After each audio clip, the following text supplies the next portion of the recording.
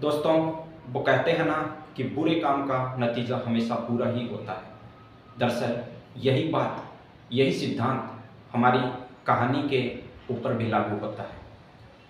ये कहानी है एक 14 साल की लड़की की, जिसे इतनी कम उम्र में हवस की लत लग जाती है और इसी हवस की लत के चलते उसकी हत्या कर दी जाती है।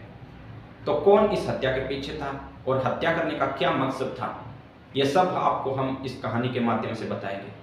दरअसल मध्य प्रदेश राज्य जो है उसका एक टीकमगढ़ जिला है, उसमें रहने वाले एक व्यक्ति जिसका नाम गंगाराम होता है, उसकी शादी होती है एक शोभा नाम की औरत से। दरअसल ये जो शोभा होती है उसका एक पहले भी शादी की हुई होती है। तो उसका पति जो है, पहला पति, उसकी मृत्यु हो जाती है। इसी के चलते शोभा जो है वो गंगाराम से दूसरी शादी करती है, लेकिन पहले पति से उसे एक लड़की थी जिसका नाम था नीतू। ये कहानी भी आज इसी लड़की की है। और गंगाराम से भी शोभा के 2 बच्चे होते हैं, एक लड़की और एक लड़का। लड़की का नाम होता है आस्था और लड़के का नाम होता है नितिन। नितिन की उम्र लगभग 5 साल और आस्था की उम्र लगभग 4 साल। तो परिवार बड़ा हो चुका था और गंगाराम जो है वो मजदूरी किया करता था। और इसी के चलते गंगाराम यह सोचता है कि टीकमगढ़ में रहकर मैं मेरे पूरे परिवार की देखभाल अच्छे से नहीं कर सकूँगा, इसलिए वह हरियाणा के सोनीपत में काम करने के लिए चला जाता है। वो अपने दोनों बच्चों को लेकर और अपनी पत्नी को लेकर हरियाणा के सोनीपत में चला जाता है और बड़ी बेटी नीतू को अपने उसी के दादा दादी के पास छोड़कर चला जाता है। 2021 में गंगाराम जो है वो अपने पूरे परिवार, नीतू को छोड़कर पूरे परिवार के साथ हरियाणा के सोनीपत में आया था। वहाँ पर काम करने लगा। 2 साल तक उसने मेहनत मजदूरी की।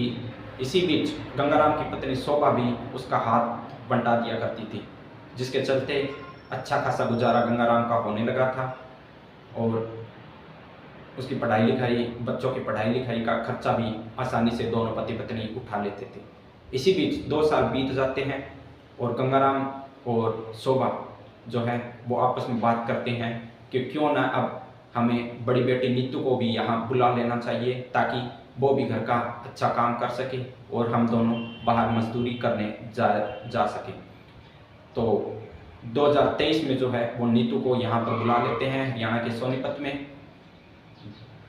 फरवरी 2023 की बात है। नीतू जो है वो अपने माता पिता के पास आ जाती है और यहीं पर रहकर पढ़ाई करती है। जैसे जैसे दिन गुजरते हैं, महीने गुजरते हैं, नीतू अपने घर का काम किया, सुबह घर का काम किया करती थी और उसके बाद स्कूल को चली जाती थी।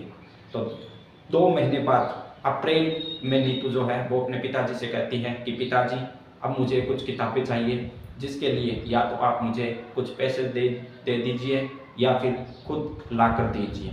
इसी बीच नीतू के पिता जो है वो नीतू के सर पर हाथ रखते हुए कहते हैं कि बेटी, आज शाम तक तुम्हारी माता को मैं, तुम्हारी मम्मी को मैं पैसे देकर भेज दूंगा और वो साथ में बाजार से आते हुए तुम्हें किताबें ला कर दे देगी।